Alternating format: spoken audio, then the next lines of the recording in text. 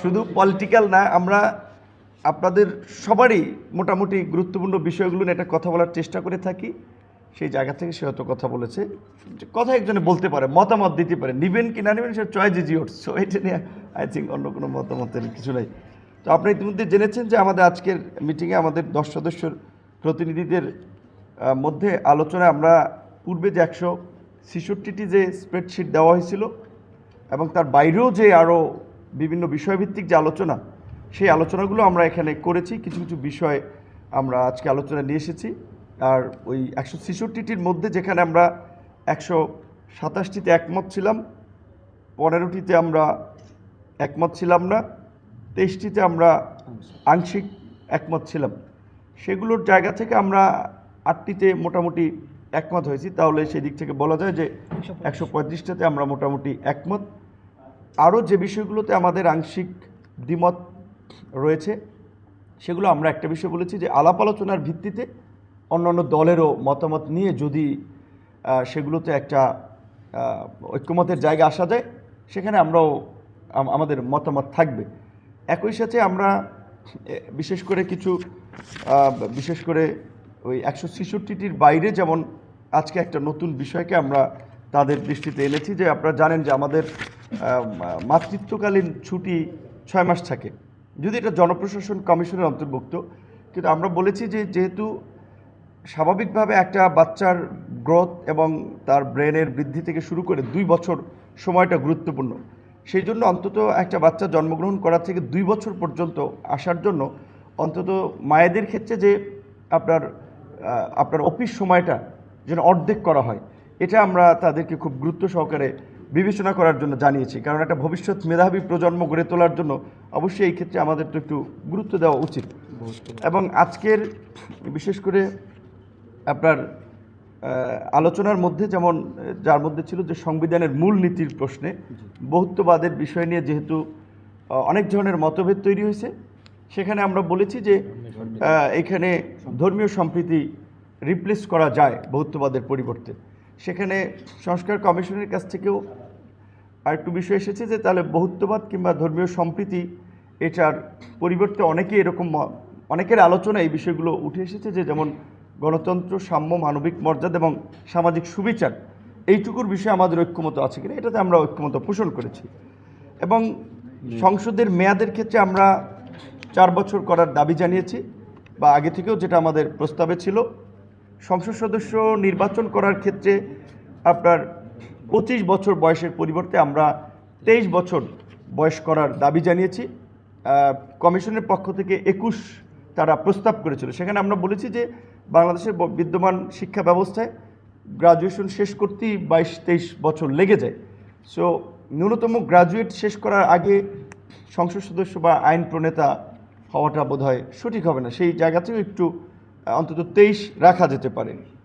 পাশাপাশি আপনার যেটা বহুল আলোচিত বিষয় যে আপনারা জানেন যে সংসদের যে 70 নম্বর অনুচ্ছেদের একটি বিষয়, সেই জায়গা থেকে আমরা বলেছি যে অর্থ বিলের পাশাপাশি যেন আস্থা বিলের ক্ষেত্রে নিজ দলের বিরুদ্ধে ভোট দিতে না পারে, এরও একটা বিধান থাকা দরকার। কারণ না হলে আপনার যে কোনো সময় সরকার আপনার পতনের ক্ষেত্রে কিংবা যেটা বলে হর্স ট্রেডিংয়ের মতো সংসদ সদস্যদের বেচা কেনার একটা প্রবণতা আমরা অনেক আগে থেকে এই উপমহাদেশের রাজনীতিতে আমরা দেখেছি।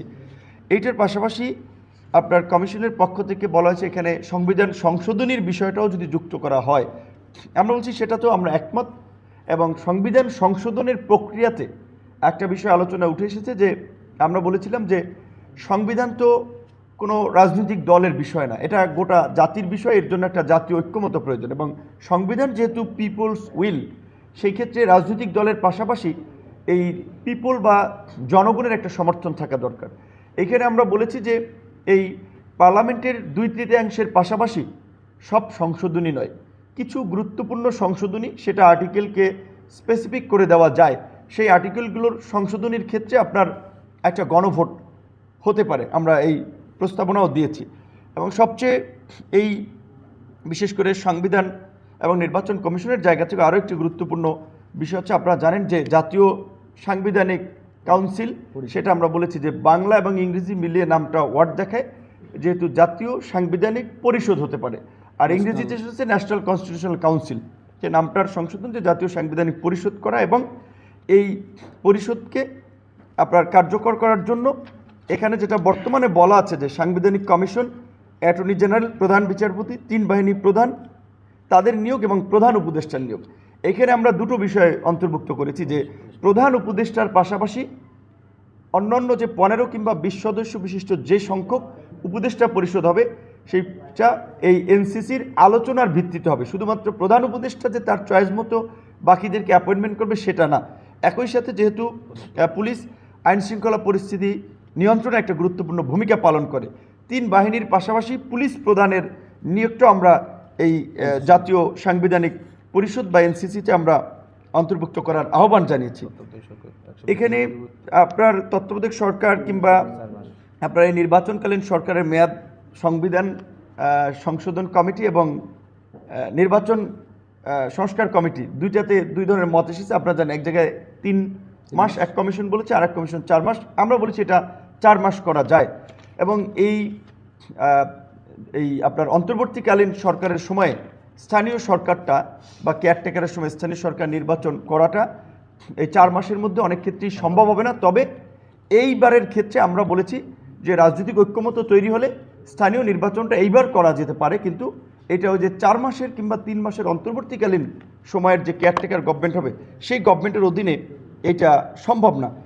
একই সাথে আপনারা জানেন যে বর্তমানে স্থানীয় সরকার, বিশেষ করে বিভাগটা কার্যত যদিও স্থানীয় সরকার মন্ত্রণালয়ের অধীনে, কিন্তু এখানে আসলে কার্যত স্থানীয় সরকারের উপরে খবরদারি কিংবা তাদের নিয়ন্ত্রণ ছাড়া ওইভাবে স্থানীয় সরকার মন্ত্রণালয় খুব বেশি সহায়তা স্থানীয় সরকার করছে না। সেক্ষেত্রে স্থানীয় সরকার একটা স্বতন্ত্র কমিশন গঠনের কথা বলা হয়েছে, আমরা এটার সাথে একমত পোষণ করেছি। এবং আমরা যে দ্বিকক্ষ বিশিষ্ট সংসদের কথা বলছি, সেখানে নিম্নকক্ষে 100 নারী প্রতিনিধিত্ব রাখার বিষয়ে আমরা একমত হয়েছি। তবে প্রক্রিয়ার ক্ষেত্রে আমরা ঘূর্ণায়মান পদ্ধতিটাকে আমরা সঠিক মনে করছি না। আমরা বলছি যে প্রত্যেক রাজনৈতিক দলের জন্য ফিক্স করে দেওয়া যায়, বা প্রত্যেক রাজনৈতিক দলকে আপনার বাধ্যবাধকতার মধ্যে নিয়ে আসা, যে তারা ন্যূনতম 1/3 কিংবা 30% নারী তারা মনোনয়ন দেবে, এইটা আমরা বলেছি। একই সাথে আপনার আমাদের যে উচ্চ কক্ষে আপনার 100 জন সদস্যের সংসদ সদস্যের মধ্যে বলা ছিল যে 50% বিভিন্ন পেশাজীবী, বিশেষ করে শিক্ষক, সাংবাদিক, বিভিন্ন ক্যাটাগরির লোকেরা নিয়োগ পাবে। সেখানে আমরা বলেছি যে এইটা বিজয়ী পার্টির উপরে অনেক ক্ষেত্রে বা রাজনৈতিক দলগুলোর উপরে সিদ্ধান্ত বেশিরভাগ ক্ষেত্রে দেওয়া উচিত। সেক্ষেত্রে ন্যূনতম 20% আমরা নারী, সাংস্কৃতিক ব্যক্তিত্ব, পেশাজীবী, এইটা রাখার ক্ষেত্রে আমরা এখানে একমত হয়েছি।